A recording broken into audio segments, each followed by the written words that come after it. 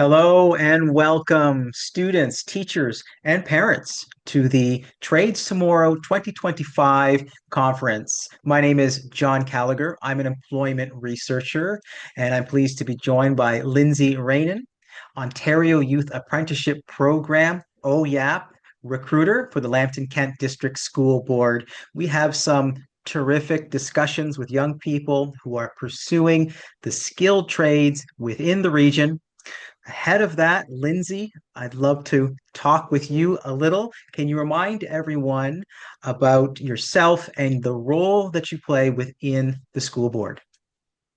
Sure, thanks, John. So I am as John said, the Ontario Youth Apprenticeship Coordinator and also or recruiter and also the Pathways Consultant for the school board. So this is the second year in the role for me, and I support pathways planning, promote all the pathways, including apprenticeship, college, community living, workplace, and university.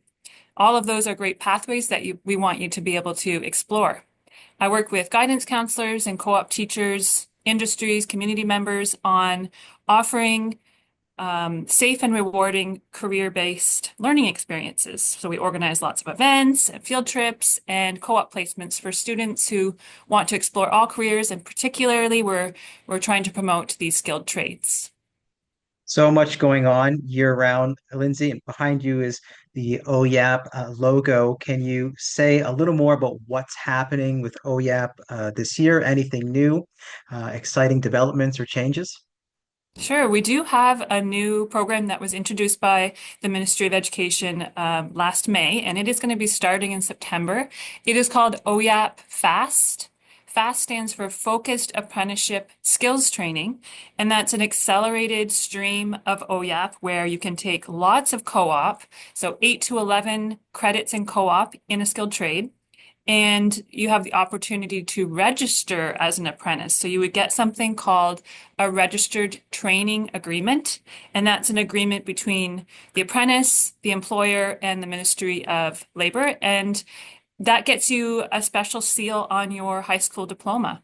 If you're interested in this new program called OYAP Fast, make sure to let your guidance counselor know, because they'll have to play around with your schedule and make sure you take all your required courses early on so that you have time to take lots of co-op.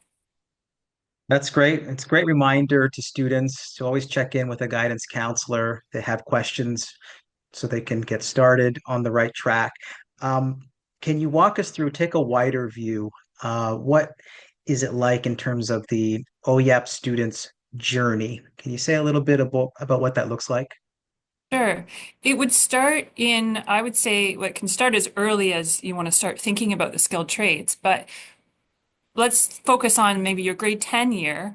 When you're in grade 10 and it's course selection time, you're going to want to select co-op so that you can take co-op in grade 11.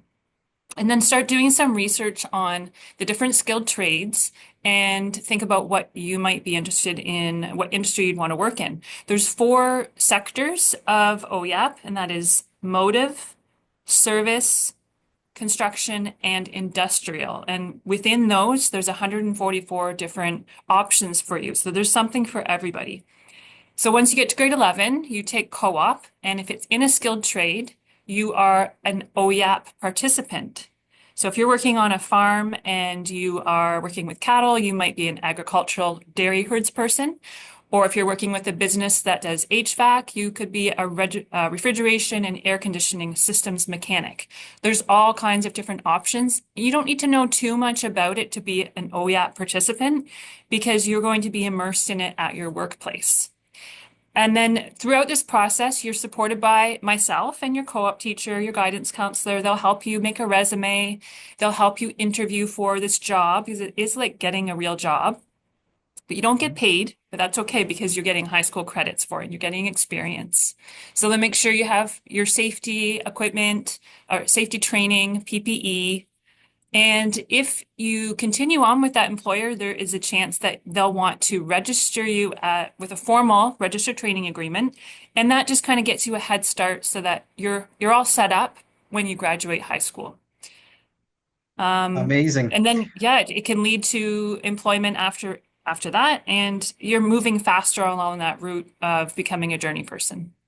And considering that the average age of an apprentice in Ontario is around 28, 29 years old, to get a registered training agreement by the time you finish high school is a huge head start. And it's great. Thanks for reminding students that they have teacher support and support from someone like you along the way. Can you say a little bit about how you help students and parents understand the, let's say, the long-term career benefits of pursuing a trade? Some parents, I think, could benefit from that information. Yes, so we try to do as much as we can to make everyone aware that it is a great pathway. There's a lot of misconceptions that university and college are the best choices, but apprenticeship is a great option as well. We subscribe to something called the trades reports, and that has all sorts of information. They release several a year, and it talks about grants and supports for students and upcoming events. And you can get that from your guidance counselor if you don't know where your school has it. So the trades reports, it also has wages. So people often want to know how much they're going to make for each different apprenticeship. And we let everyone know that you are earning while you learn when you do an apprenticeship. So you after high school, so you don't get paid while you're in high school, but once you graduate, you are starting out as an apprentice and you're getting paid as you go along that apprenticeship pathway. So you don't end up with a lot of debt. Hmm. Um, we talk about opportunities for advancement. You might start at the bottom and work your way up and then work all the way through your apprenticeship and become a supervisor, a manager, or you might mentor students, be an instructor. There's lots of different options depending on what your interests are. There's not a lot of class time to do an apprenticeship. There's a little bit of in-class training. We call that level one, level two, and level three. Most of the time, though, you're learning on the job, and if you like hands-on kind of work, then you're going to like the apprenticeships. Um, what else? We talk about high demand trades, and it's important to remember they're always going to be in demand, certain trades like electrician, plumber, carpenter, because we need buildings. We need to maintain our communities, so we need these tradespeople to keep working, and we have a lot of people retiring, so there's lots of openings for young people. It's fulfilling, Definitely. it's active, it's all around a really great career choice. Excellent. All great reasons. I'll even add entrepreneurship opportunities too. Yeah. And the more and more I talk with people in the education system and high school, many educators too have skilled trades backgrounds. There's so many opportunities for someone with the right skill sets to move about. That's great, Lindsay. Thank you. And we're going to be hearing from several students within the region, those who are adjacent to the Lambton Kent District School Board, some success stories or any that jump out to you that you've seen from past OYAP participants? I'm going to talk a little bit in general about how the program is progressing. So just to compare, each year we seem to be getting more participants. So last year after semester one, we had about 150. This year we're over 200. And I think that Wow. increase by talking to co-op teachers and students, the increase is in underrepresented groups. So people you wouldn't necessarily think would go into the trades. We're trying to break the stigma that trades are for a certain type of person. It's for everybody. So we're seeing more women and more Indigenous youth go into some of those trades that you wouldn't typically consider, like welding or automotive service technician is really popular with our students. And yeah, I think the co-op teachers and guidance counselors, parents, they're all working with community members to make sure we have welcoming and safe environments so everyone feels they can be a part of this program. Awesome. Oh, those numbers look great. Let's keep it going. You mentioned earlier hands-on experiences. Can you say a little more about that? How, within the board, you kind of ensure that students get hands-on experiences through OYAP? We start well before they're in OYAP, we start in JK, and we have a program called Experience the Trades. And that is for students. We send them some hands-on kits, and we make a different theme for each grade level each year. So they might do a circuit kit or make a little motorized car, build a windmill, and we kind of put together a program. Sometimes we'll have guest speakers, and we're not necessarily going into details about wages and job duties, but we're kind of awakening their interest in the trades and getting them to experience some of those ideas that they'll later explore when they take OYAP. So that's one way. And then once they get a little older, grades 7 and 8, they start going to career fairs. We have the Level Up career fair that we try to send as many students as we can to. And then in high school, we visit local industries. We have a day called Manufacturing Day and a Heavy Equipment Day where you can explore the careers involved that way. And then it's the co-op teachers working with the employers on a day-to-day basis where they're trying to make sure those co-op experiences are hands-on and the kids are getting a lot out of it. So all of those together, we're trying to get the kids as much hands-on experience as we can. Yeah, that's excellent. And I feel like a lot's changed since I was in elementary school and high school, hearing all those kinds of activities starting so early.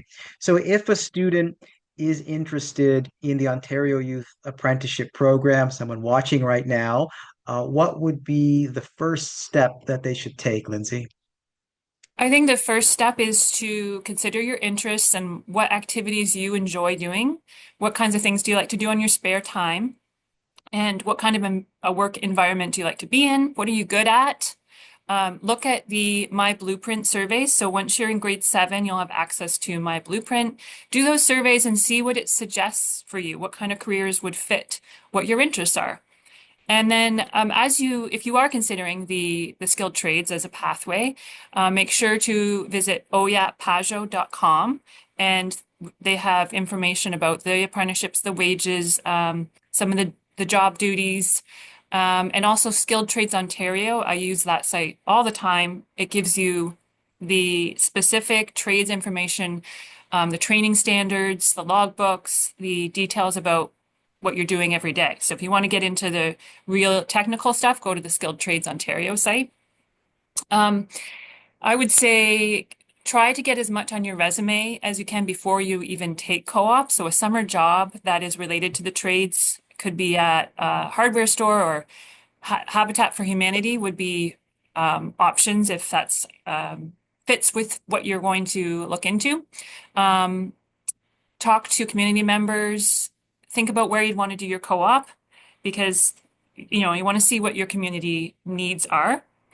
You need 40 hours of community service to graduate high school. Why not do your volunteer hours in a skilled trade or related to it? Take tech class in grade 9 and 10, and in your senior classes, that'll get you exposed to some trades basics. And then, of course, as I said, you have to take co-op to be able to do these hands-on experiences in OYAP. You can also take SHSM, so Specialist High Skills Major or dual credit.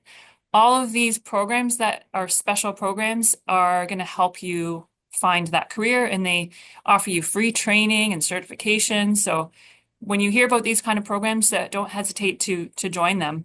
Once you are 15 years old and you have 14 credits, then you are eligible to be officially in the OYAP program. Excellent, but there's so much else people can do early on before even reaching that point. So many resources that you mentioned. Thanks a lot, Lindsay. Everyone, next up, my first panel discussion with young people pursuing skilled trades in the Lambton Kent District School Board region. See you soon, everyone. Lindsay, thank you so much. Thank you.